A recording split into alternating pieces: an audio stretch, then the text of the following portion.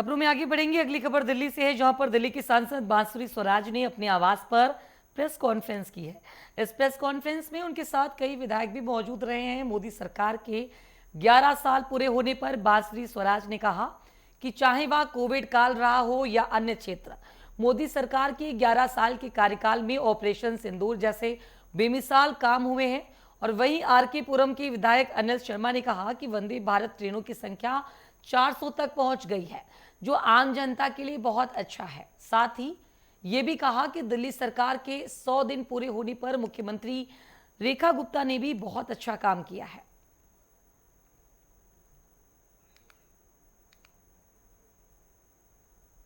आप सबको याद होगा कि 2014 से पहले कश्मीर की भूमि पे अगर आप तिरंगा जाके फहराना चाहते थे तो वो अपने आप में एक चुनौती बन गया था।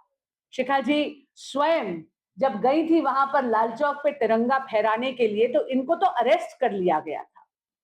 लेकिन अब अगर आप मुड़कर देखते हैं तो 2014 में जब भारत के देवतुल्य मतदाता ने आदरणीय प्रधानमंत्री श्री नरेंद्र मोदी जी को इस देश का प्रधान सेवक चुना, तब से लेकर अब तक 11 साल में ये बदलाव आ गया है कि जब आप चेनाब रिवर पर विश्व का सबसे ऊंचा रेलवे आर्च ब्रिज उनके कर कमलों से इनॉग्रेट होते हुए देखते हैं तो हाथ में वो तिरंगा लिए जम्मू कश्मीर की पावन भूमि पे उस रेलवे आर्च ब्रिज की लेंथ और ब्रेथ ना। अगर हम रोड हाईवेज की बात करें, रोड कनेक्टिविटी हो, चाहे एयर कनेक्टिविटी हो, चाहे रेल कनेक्टिविटी, तीनों कनेक्टिविटी आज से अगर 10 साल पहले हम देखें तो पहले एयरपोर्ट 74 के आसपास होते थे, आज 150 से ज्यादा एयरपोर्ट वर्किंग में है। अगर हम बात करें आज से 10 साल पहले तो जो हाईवेज बनते थे 8 से 10 किलोमीटर पर डे बनते थे,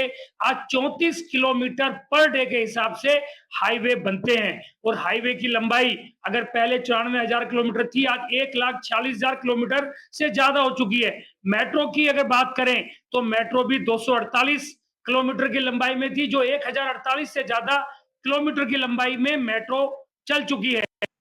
आज भारत चौथी सबसे बड़ी अर्थव्यवस्था हुई है। 4.2 ट्रिलियन डॉलर्स की इकोनॉमी को हम क्रॉस कर गए और बहुत जल्दी इसी टेन्योर में हमें पूरी उम्मीद है कि हम विश्व की तीसरी सबसे बड़ी अर्थव्यवस्था होने जा रहे हैं। ये तय है। जिस प्रकार से आज पूरा वैश्विक माहौल बना हुआ है, लेकिन भारत के अंदर लोगों का, बिजनेसमैन का, इन्वेस्टमेंट का जो एक कहते हैं ना कि हमें विश्वास है कि भारत तरक्की करेगा और एक बिजनेस के लिए माहौल क्रिएट करेगा, उसका नतीजा ये है कि आज हम लोग 748 बिलियन डॉलर 2025 के अंदर, 2024-2025 के अंदर हमारे आज से पहले भी केंद्र की बहुत सारी योजनाएं किसानों के लिए, गरीबों के लिए जाती थी, लेकिन वो नीचे डायरेक्ट नहीं पहुंच पाती थी। राजीव जी ने एक बार कहा था, मैं भेजता तो 1 रुपया हूं लेकिन पहुंचते 15 पैसे। अब ये नरेंद्र मोदी जी का सुशासन है कि किसानों को डायरेक्ट एक बटन दबाने से डायरेक्ट 6,000 रुपए किसानों को डायरेक्ट उनके अकाउंट में जाते हैं और वो कम से कम 12 से 14 करोड़ के बीच में। तो ये डायरेक्ट बेनिफिट जो किसानों को दे रहे हैं। अब मिट्टी गुणवत्ता के लिए हेल्थ कार्ड, मिट्टी गुणवत्ता के लिए साइंस कार्ड बनाए गए हैं।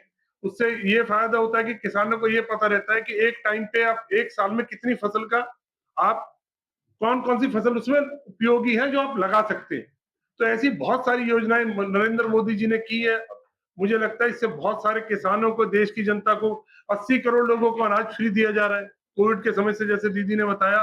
और सारा देश भी जानता है कि 80 करोड़ लोगों को मुफ्त योजना प्रधानमंत्री आवास उससे दी जाती है, गरीब कल्याण योजना से दी जाती है।